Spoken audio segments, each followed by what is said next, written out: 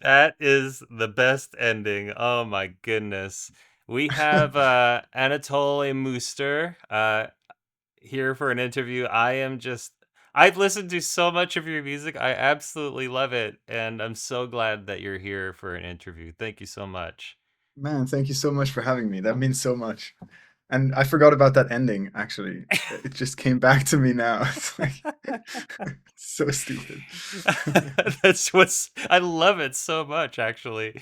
I've done a few songs with Morgan Ogren myself, and Mhm. he always has some sort of ending. Like in one of his songs, he threw his sticks across the room, and you could hear that. And another, Oh my uh, God. yeah, another one, he's like making some weird laugh, high pitch hyena sound. It's something that he does, and I love that the end of your song is jazz. Yeah. I just had to do it, man. It's just I couldn't otherwise. Okay, so I've got to hear your story because you're one of the most unique and amazing accordion players I've ever heard. My grandfather plays accordion, and I've seen some great players doing interesting things, but I've just never heard people do what you're doing. So, what's your background and tell us about yourself? Well, thank you. So I grew up in a family of like classical musicians. So my both of my parents play classical music. So, that makes, and also I grew up in Switzerland, which both these things make getting into music very easy at an early age, because it's quite normal to send your kids to like private classes for music. Like all of my friends played an instrument growing up almost. And so both of my parents are music teachers. So at some point they asked me if I wanted to, go see the instruments at the local music school. And my uncle was actually, I think, he plays accordion professionally too. He's mainly a pianist slash composer slash producer slash arranger. He does it all. But he plays accordion on stage quite a few times. And I listened to those records because they were around our house as a small kid. I already remember, I have like emotional memories with those records, which is crazy. Like I have memories of kindergarten with a certain song with accordion in it. So I think accordion was kind of important to me, and also my uncle was kind of an idol for me. Like it's always someone who's like kind of cool and not related, but he was very like he kind of educated me musically too. So I think I just thought the accordion was really cool because he played it. And I also remember mentioning that I wanted to play chords and I wanted to play long notes, which you couldn't do on the piano. So I think that's how I picked the accordion over the piano. And then yeah, I guess I took lessons. I never really, I don't know, as a kid you don't really like you playing an instrument because it's kind of, there's pressure, and the classes are kind of, I don't know, as a kid you think it's boring because you want to go play football or something. And I think at 15 I was kind of over playing classical music, and I was playing a lot of traditional Eastern European and, well, Balkan music, which I found really fun. But I had to do also some technique and stuff, which I'm very grateful for now. But at the time, I was like, oh, that's it. I quit accordion, whatever. And then I got into like production via, YouTube channels like Majestic Casual and all these like SoundCloud people like Sam Galatry and all these people who were actually pretty jazzy. But for me, it was like, yo, this is so sick, and like Skrillex and all that stuff. And then slowly through that, I kind of found jazz fusion, and then I picked the accordion back up, and I was like, wait, I can play over my own productions. Because at that point, I wanted to be like a keys player really hard. I had a band where I was like playing keys and would be, but I mean, I was kind of bad at playing piano. I could remember the voicings, but like, and then I got back into the accordion, and that's how I kind of just all happened. And from there, it's kind of, I just got into that internet culture, and that kind of shaped me, I guess, from there. That's so cool. I found you because I was looking for Morgan Ogren, just music that he was playing on, Hmm. and he's tagged on one of your songs. And then I started listening to your other music, and you've worked with some ferocious musicians. I mean, even on the track that we just listened to, Hadrian Farrow, he is Yeah. unbelievable. And Lewis Cole, you've got some tracks with him. Uh, I just actually was messaging with a friend of yours, Tom Ford, Mm. and Oh, dude, sick. he said you guys are in an Alan Holdsworth band together or something. Yes. Yes, we What is are. going I on? was I was just practicing there. I have my charts here, my Wh- Holdsworth charts. what are they? What songs? Show us.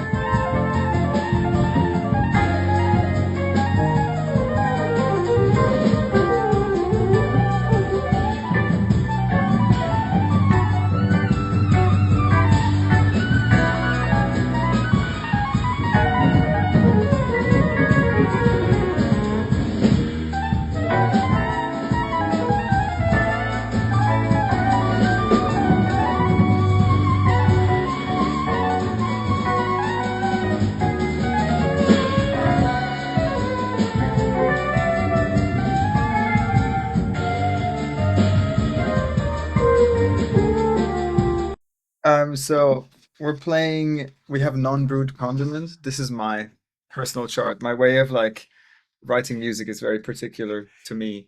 This is funnels.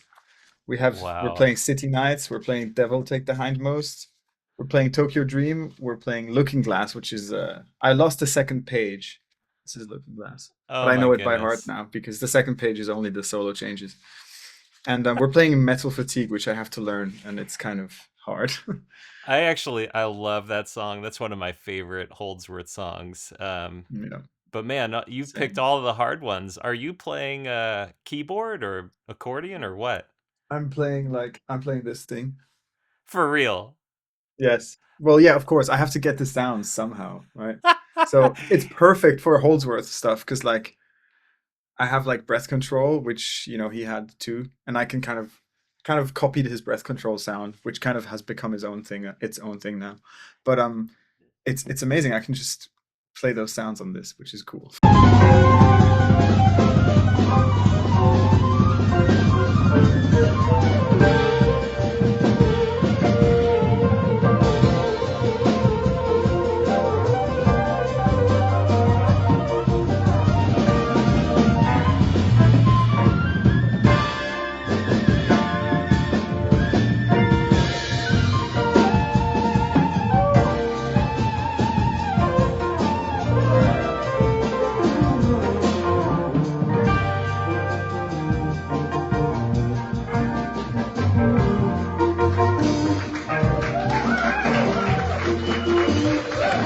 So are you playing melodies? Like I'm non-brewed mostly condiment? I mean, that one's no, insane. he's playing the melody. I'm playing Okay. the changes. Thank God. Um, I'm playing the changes mostly. I'm just doing what the keys are doing on the record or on the live versions mostly. So Looking Glass we're doing in sync, and but mostly I'm playing the. I actually don't have any melodies. I'm only playing changes. Oh, nice. Nice. Yeah. You discovered our content with the Alan Holdsworth chord competition. So I assume Yes. you're at least a little bit familiar with the ridiculous stretchy chords on the guitar. Yeah, yeah, man. I mean, Tom is just insane. I don't even, I think I'm in denial about what he's actually doing on this project. Like the fact that he's playing Looking Glass live or like these other tunes. I'm just in denial. I'm just like, yeah, man, that's normal. Like any guitarist could do that. But actually, I think I know deep down that it's completely insane. Yeah, completely not true. Okay, I wanted to play. Let's play Auntie Mabel. Tell us Mhm. about your work with Lewis Cole before we take a listen. So I'd been like really like basically begging for his attention online when I was like maybe when I was like a teenager making content and stuff. So I was like like soloing on his tunes and stuff and tagging him. And so he started following me at some point. And then a friend that I met on Discord that was working on the same records as me became his keyboard player on the last tour, well, on the quality over opinion tour that he did. And That's that keys Kai. player was no, that's Israel Strom. Oh, okay, okay. He's absolutely amazing. He's like the perfect match. And he then he was in the band, and then I think Lewis DM'd me at some point asking me if I wanted to play a solo on his London show, and I was like, I was so happy, and I did, and it was absolutely amazing. And the best part was that me and Lewis got along really well. Like it felt like like a cousin or something. Like we just had a really fun time, and that also took all the pressure off, like feeling like I was playing with my friends and not like some crazy people. And then from there, I went to LA to visit him and other friends, and and I sent him the track. Actually, we played a show together, and we played that track. We played some of my music, some of his music, and then he recorded the drums on that track when I left LA, and then he sent them back to me. All right, cool. So that's what this song is. Let's take a listen. Here we go. Hey man, I tried to record some drums on this track and they're not very good. I just couldn't make it sound good. I don't know why. I think it's because I suck.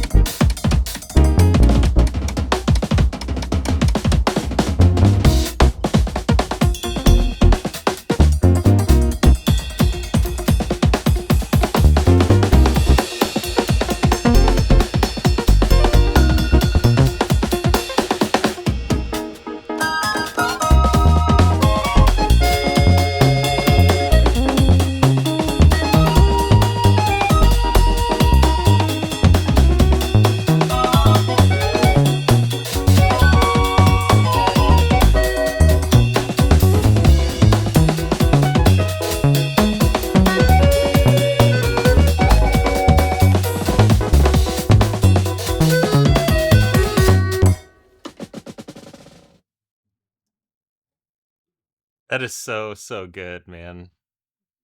I love that your music is so joyful too. It's Dude, really fun to listen to. thank you for pointing that out because that's what I really try to achieve most, like by far, easily. So you've pointed out that, which is great. Well, it's like Mats Morgan.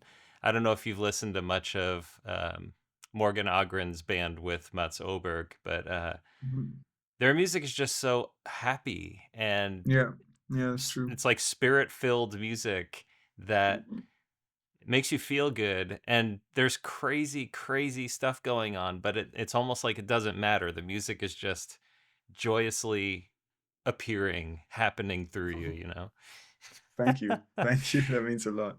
I think you're awesome, man. I know you've got a new album in the works. I've been able to listen to it a couple of times, and it's not particularly weird per se, but I think it's beautiful and wonderful. Why don't you tell us about it? Really?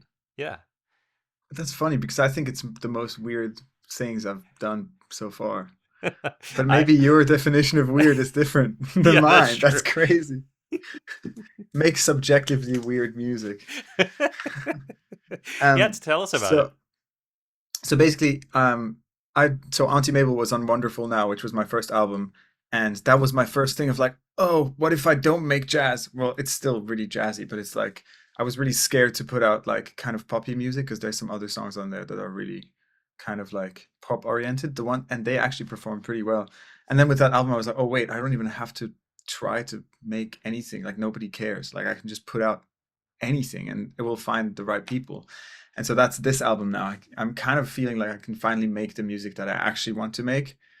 And so this is like kind of this. And I'm trying to get to the core of what I really love, like in music, like which melodies I love and like what really about the joyful thing actually. It's like finding that sound, like achieving that joy and kind of exploring that, getting to those, yeah, to that feeling. When is it coming out? It's coming out on May 15th. Yeah. Awesome. That's great. Tell me about sort of the freedom of letting go, because I think it's so important for musicians to do this, to just allow themselves to express themselves however they like. I did an interview with Steve Vai many years ago, and he said basically make music as though no one else will ever hear it. Like it's your own little secret. And that's kind of the magic to finding your voice and doing something that's your own. Uh, you said you went through some of that. Can you share some of your story around that? Yeah, so actually it all stemmed from also kind of deleting Instagram from my phone, which is kind of pretending that no one's listening, really, because as a, Gen Z kind of guy, that I don't have TikTok yet. I think I'm a little bit too old to be like super hooked on TikTok. I mean, I could be, some of my friends are, but I think TikTok was always kind of too scary because it was too good. Like I would see it and I'd be like instantly addicted. So I was like, no, no, I can't have TikTok. Hmm. So there was after my album release, I had a pretty long, like stretches of like 3 months of not using Instagram at all. And then I found this app that where I can use DMs on my laptop without having Instagram. So it just looks like WhatsApp, but it's my Instagram DMs. And so that's what I've been doing while making this album and so I literally forget about all all the noise, like everything happening, and I forget about my hypothetical audience and what I'm afraid of, and I completely forget about what are those people going to think because they literally vanish into thin air. They don't exist. It's just, I mean, they do exist.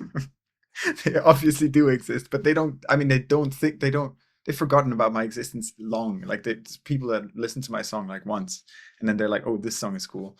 But like when you delete Instagram, you actually forget about all that stuff that really doesn't matter in the creative process at all. Now, obviously, I'm like back on it pretty often, and because I have to promote my stuff, which is kind of frustrating. So, I'm questioning my album more, but it's fine. You just have to put it out. Yeah, don't question it at all. I wrote a book about this called Mental Prisons. Uh, and the subtitle is a self-help book for nobody, because nobody can help you through this, especially as a Yeah. creative person. It's really the premise is you're holding these bars, like prison bars, but they're not attached to anything. Yeah, yeah, exactly. And you're the only one holding them, and it's like, man, life sucks being in this prison, and your friend is like, you're not in a prison, you're just holding these Hmm. bars. They're like, Yeah. well, just turn that way, and you're like, yeah, it still looks like a prison. That's crazy. Yeah, yeah, yeah. So, the whole objective of the book was my story to tell people how I let go of the bars. But it's like freedom is a really scary thing, especially as an artist. When people Hmm. have Hmm. expectations of you or your music, what are some of the things that in your head think people expect of you? The thing is, as soon as I start thinking about it, it's only me. Like, I expect the most out of myself. And that's probably what you probably extensively wrote about in your book, probably. I haven't read it, but it's me. And I hate that, I guess, a little bit because it's really for me, like, I expect a lot of myself. And that's been like what has driven me to do everything is like my expectation to myself. And it's driven me to do things like before entering primary school, I was so scared that I would be like not good enough that learned to swim before because we would have swimming classes, and I wanted to learn all the strokes before I could already know them in the class. It's kind of that thing. I'm kind of scared of that, and I think my expectations to myself stem from like yeah, actually they stem from thinking that people are expecting something, but I mean nobody expects anything. Well, I think I don't know if that answers the it question. does, but I also think if you know how to use this sort of as a weapon against the world, like a positive weapon, uh, I think people like you and possibly like me, I was a lot like that too. I think we end up getting ahead of the game. It's like the insecurity pushes you to learn how to run faster than everyone. And your music is so wonderfully produced and mixed and arranged. I just feel like, I mean, you're in college right now studying jazz, he said. Mhm, mhm, I imagine you're in your early 20s. mhm, Your music is so clean and well constructed. I feel like you're already years ahead of the game. So, you know, when you're 20, 22 years old, like a lot of music just sounds really bad, but your music sounds awesome. And I think like this expectation game has served you well. Of course, That's well, you want to change it over time, but it's not who you are, but that insecurity can push creativity pretty yeah, interestingly. yeah. Well, thank you so much, but that's so true because when I was 15 or 16, I saw Jacob Collier and I was like, damn, in 2 years I have to be like this because he was 17 at the time. Wait, no, actually, that's not true. I don't, oh no, because he hit it big when he was 17 on YouTube. And Mm. so then I was like, damn, I need to just, and to some extent, my albums I'm putting out is because I really want to push myself to I don't know. I'm scared of kind of settling down before I did what I wanted, but obviously that idea of doing what you want is such a stupid idea. But it's good because it drives me to be more creative because yeah, basically before I settle for like a teaching job, Mhm, I want to mhm, just because now I'm so like honestly, I'm so privileged right now in college because I can, well, it's an easy way to get funding if you're in college to pay for your fees. And so I've been in a financially more stable situation than I'd be after college when I have to actually make a living. mhm. And so I also have so much time to make all this music. So I thought I'd better make use of it because I would be really unhappy later if I didn't. Well, keep on keeping on. I think you're doing great. My friend was in a band with Jacob Collier before he Oh was my God. famous, and he said Jacob was just another from another planet. It was just so clear, Yeah. early on. And Yeah, yeah, yeah. I'm really looking forward to seeing where your career goes. I think you're really very different in a good way. So, thank you so much for giving us your time and sharing your music. And if people want to follow you, where do they find you? Um, they can find me on Instagram. My handle is at Anatole Muster. and Spotify, same thing. All the platforms. You know it. If your viewers are Hmm. under, actually anyone, even people in their 50s know how it works nowadays. Yeah. So you know how to find me. Yes, yes. What's the best way to support you? Is Bandcamp? Buy your um, music on Bandcamp? yeah, well, I have vinyls of my last album. I'll have vinyls of my next album. The best way to support you is to come see me on my upcoming tour, but that's in Europe. So I don't know how many of your viewers are in the UK and in Europe. And that's very soon too. But yeah, I guess the best way is to come to live shows if I have live shows. Yeah. Excellent. Right on. Thank you so much for Thank you so talking. much. Thank you. Let's close with, I wanted to play Passerby because I think that is a really incredible track. But I know you've got this new album coming out, so I thought we would close with Just Another Step. Anything you want to share Oh, cool. before? Yeah. Um, that track is just is inspired by a friend of mine who whose name is Emfield, and it just came out of a session, and afterwards I wrote this track. That's Cool. some background info about it. Yeah. All right, here we go.